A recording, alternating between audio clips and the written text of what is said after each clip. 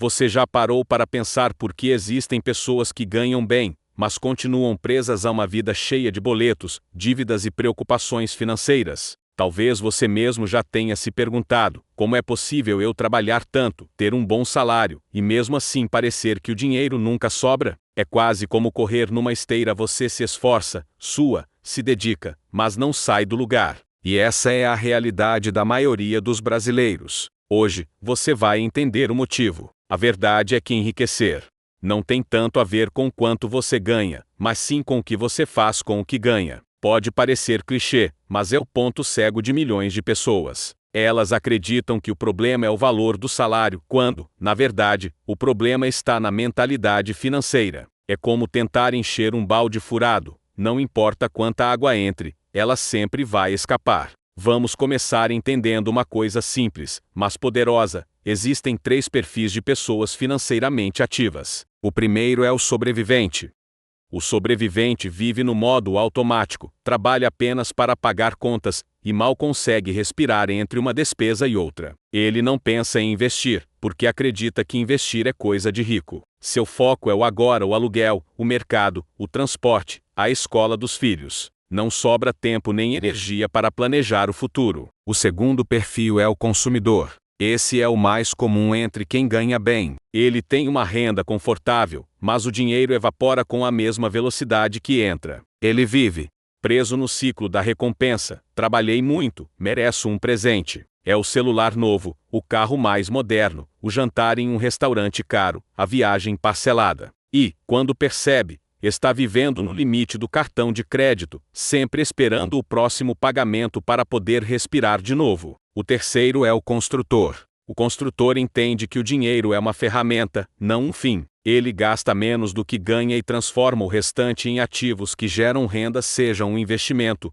um negócio próprio, um imóvel ou até um conhecimento que o leve mais longe. Enquanto o sobrevivente luta para pagar contas e o consumidor trabalha para parecer bem-sucedido, o construtor trabalha para se libertar. Mas o que faz alguém ser um ou outro? A resposta está em algo que pouca gente fala: a educação financeira emocional. Isso mesmo, emocional, porque lidar com dinheiro não é só matemática, é comportamento. É sobre como você reage a estímulos, como lida com o medo, com a ansiedade, com a necessidade de aprovação social. E é aí que muitos se perdem. Desde pequenos, somos ensinados a estudar para ter um bom emprego, mas ninguém nos ensina a fazer o dinheiro trabalhar por nós. Crescemos acreditando que o sucesso está em ganhar mais, e não em administrar melhor. Então, quando finalmente começamos a ganhar bem, o que fazemos? Repetimos padrões. Aumentamos o padrão de vida na mesma velocidade em que aumentamos a renda.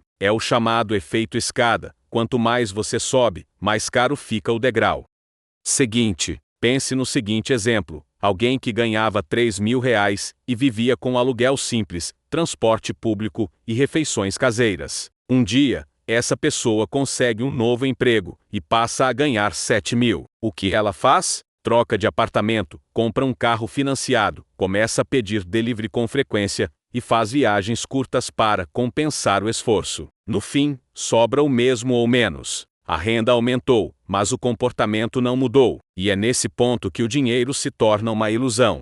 As pessoas acreditam que ter um bom salário é sinônimo de segurança, mas segurança financeira não vem do que você ganha, vem do que você guarda e multiplica. E isso é algo que o sistema nunca quis que você soubesse. Porque, convenhamos, um trabalhador endividado é um trabalhador controlado. A sociedade foi desenhada para te manter consumindo. A propaganda te convence de que felicidade está naquilo que você pode comprar, não no que você pode construir. É por isso que, mesmo quem ganha bem, continua preso. A cada novo aumento, vem um novo gasto. É um ciclo infinito que destrói silenciosamente qualquer chance de liberdade financeira. E o mais interessante é que as pessoas ricas fazem exatamente o contrário. Elas não gastam para parecer ricas, gastam para continuar ricas. Enquanto a maioria compra passivos, coisas que tiram dinheiro do bolso, os ricos compram ativos, coisas que colocam dinheiro no bolso. Eles entendem que o carro novo perde valor,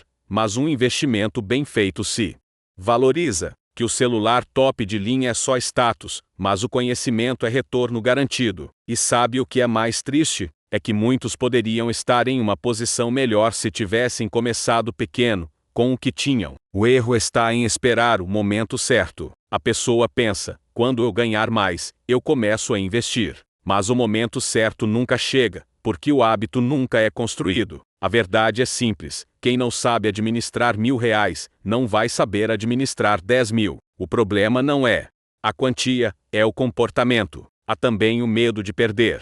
Muita gente não investe porque tem medo de errar, medo de arriscar, medo de não entender. Mas o que elas esquecem é que não investir já é um risco, o risco de continuar preso no mesmo lugar, o risco de envelhecer dependendo de um salário que um dia pode acabar. E existe outro fator ainda mais profundo, o emocional. O dinheiro desperta sentimentos intensos: culpa, orgulho, vergonha. Algumas pessoas se sentem culpadas por ter mais que os outras, envergonhadas por ter menos. E essa carga emocional cria bloqueios invisíveis. Você talvez conheça alguém que, mesmo com uma boa renda, vive sabotando as próprias finanças. Gasta compulsivamente, não consegue guardar nada, vive em dívidas. Isso não é falta de conhecimento, é um reflexo de traumas, de crenças antigas, de medos não resolvidos. Quer um exemplo? Muitos de nós crescemos ouvindo frases como: dinheiro não traz felicidade, rico é tudo ganancioso, é feio falar de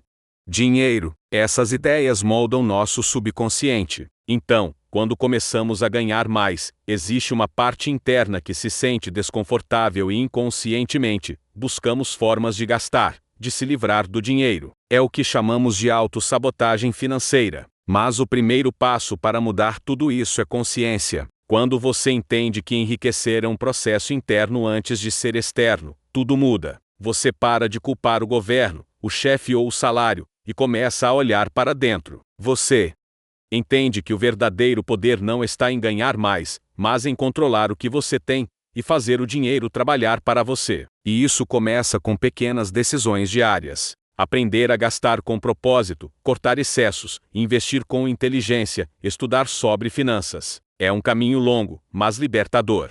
Porque o dia em que você não depender mais do próximo pagamento para se sentir seguro, esse dia, você entenderá o que é liberdade. Afinal, não é o valor na conta que te faz rico, é o tempo que o seu dinheiro te compra. É acordar numa segunda-feira sem desespero. É saber que, se algo acontecer, você tem reservas. É viver com tranquilidade e não com aparência de sucesso. E se você acha que é tarde demais para mudar, lembre-se, não é o tamanho do seu salário que define o seu futuro, mas o tamanho da sua disciplina. Existem pessoas que começaram do zero e construíram fortunas investindo valores pequenos, mas de forma constante. O segredo não é rapidez, é consistência. Muitos ainda pensam que enriquecer é sorte. Mas sorte é o que acontece quando a oportunidade encontra o preparo. O preparo é o conhecimento, a mentalidade, a paciência. E as oportunidades surgem todos os dias, você só precisa estar pronto para reconhecê-las.